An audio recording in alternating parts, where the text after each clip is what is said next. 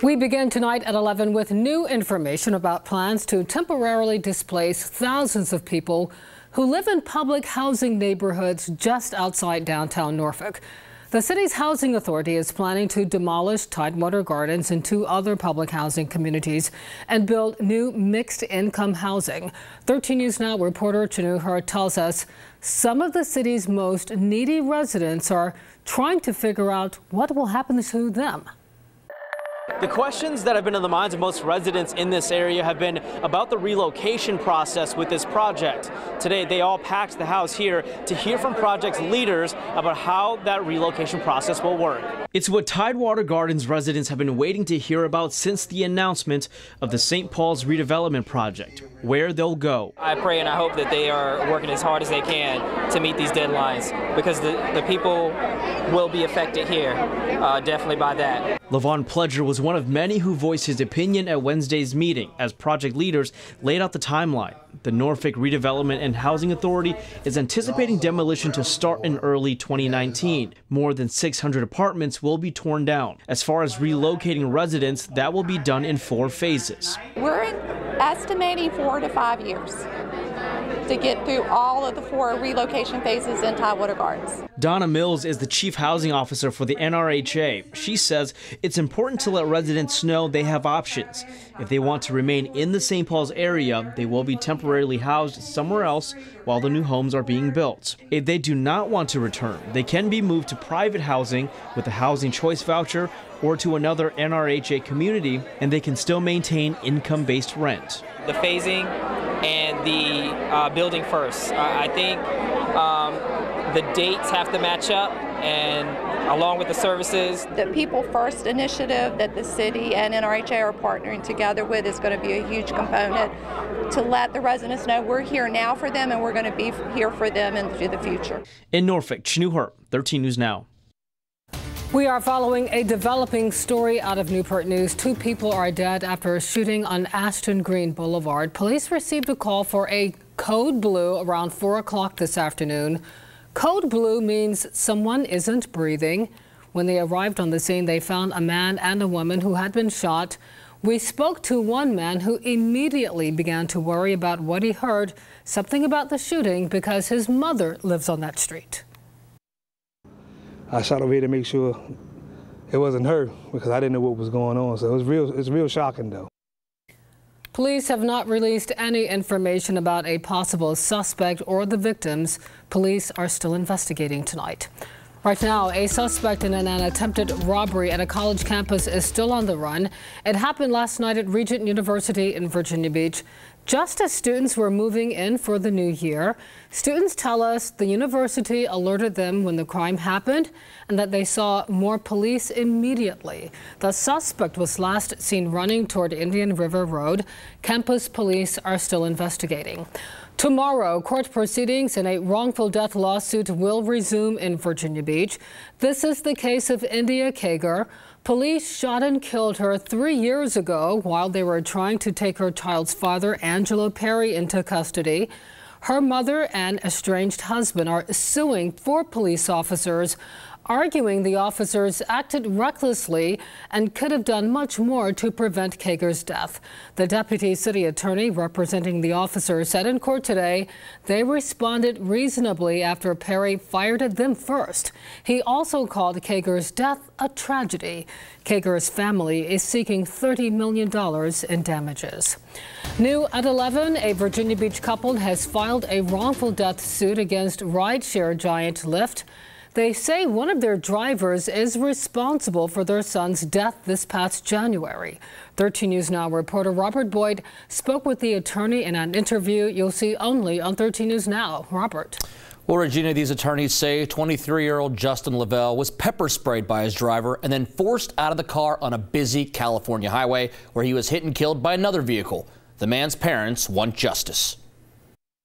Ocean Lakes High School graduate Justin Lavelle had been living in Los Angeles for about 3 years, working to become an actor or model.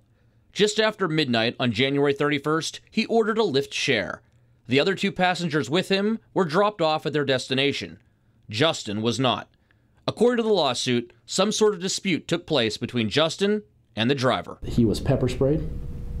he was kicked out of the car on the 110 highway. The 110 is one of probably the busiest highways in the country, and there couldn't be a worse time to be dropped off. People are driving very fast. There's poor lighting. According to the lawsuit, the driver just sped away, leaving Justin standing alone on the shoulder. We do know that Justin called his mother at that point after he was dropped off the side of the road, telling his mom he could not see, he had been pepper sprayed, and moments after that, the phone went dead. Justin was hit and killed by another vehicle. Attorneys Joshua Coe and Catherine Six say Lyft needs to be held accountable for what the driver did. I believe his credibility is at question at this point. Our desire and the family's desire is that we reveal the truth of what really happened that night. These attorneys question, if the driver was in any way threatened, why didn't he ever call police?